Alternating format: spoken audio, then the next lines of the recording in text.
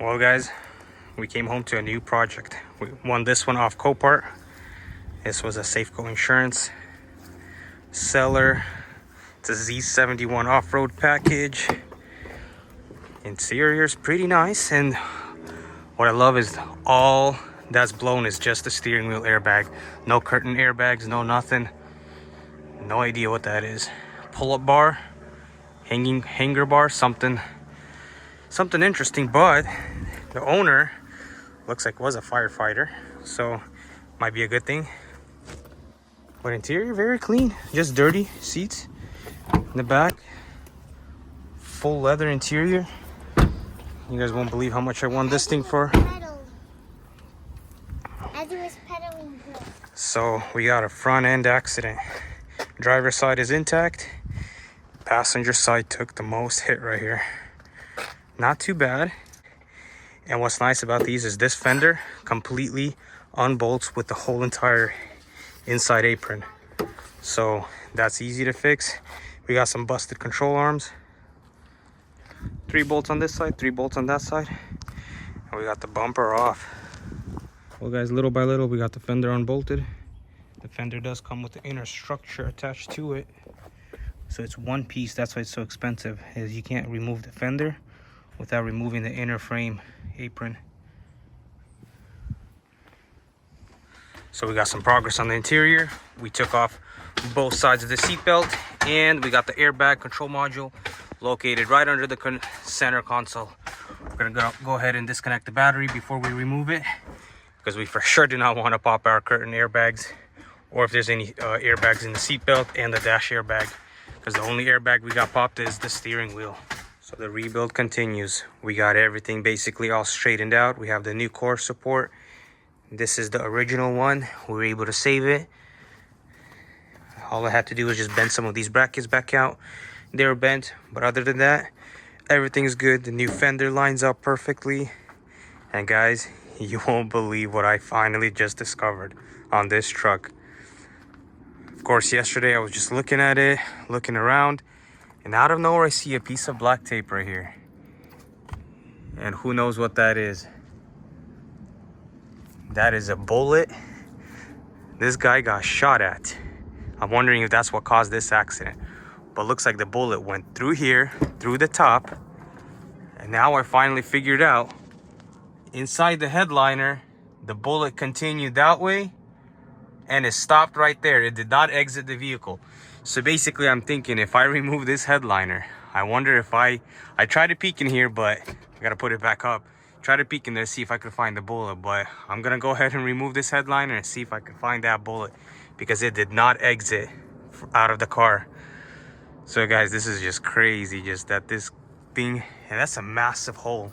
Of course, it's an easy fix. Weld this up, put a little bit of filler. That's no big deal. I'm not worried about that. But that is crazy, guys. This thing got shot at. And of course, the only reason I didn't notice it because it was covered up by a nice piece of black tape. You can see the tape lines.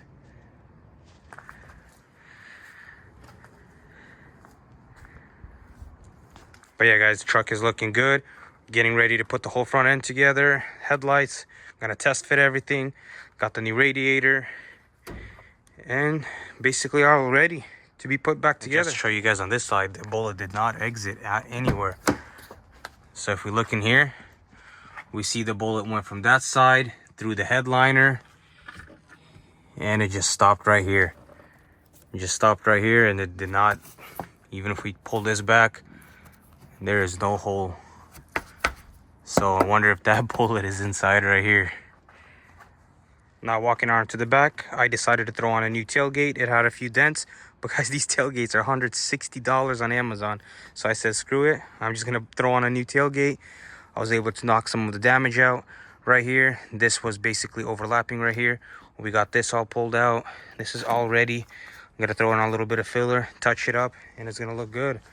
This side of the truck is just looking absolutely great. There's like no damage on this truck. It's looking nice. No dents, no nothing. This fender was good. And the hood, basically, the hood is good. All we got is right here. Straighten it out, throw a little bit of filler, align the hood nicer. But But the gaps already, if we look at the gaps, they're looking pretty good. Of course, I didn't even tighten down those hood bolts. Everything's loose right now. Once everything goes on, it's gonna be perfect. And there we go, the front end is assembled, just waiting on the bumper brackets so we could throw on the bumper. I ended up getting painted parts, meaning I'm gonna paint the parts. They're primered. Luckily, I found a grill that was painted. So we got the new core support, everything in here.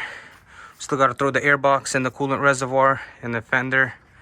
And that's it. Everything here is ready to go. If we close the hood, lines up pretty good. So ready, basically paint everything up, and it's pretty much finished. We still have to get the clips right here. Totally forgot to buy those. Put some tape in there to hold it for now, but gotta get those clips. That way I could bolt everything up permanently. But yeah, still debating to pick up some wheels, because I do only have 3 wheels. What the 4th wheel that was on that side is bent, so I do have to get some kind of new wheels. I'm thinking throwing on a leveling kit and doing some 20x10 wheels. What do you guys think? And guys, look what I finally got myself. Got the Vevor frame machine. Can't wait for the next project to try this out.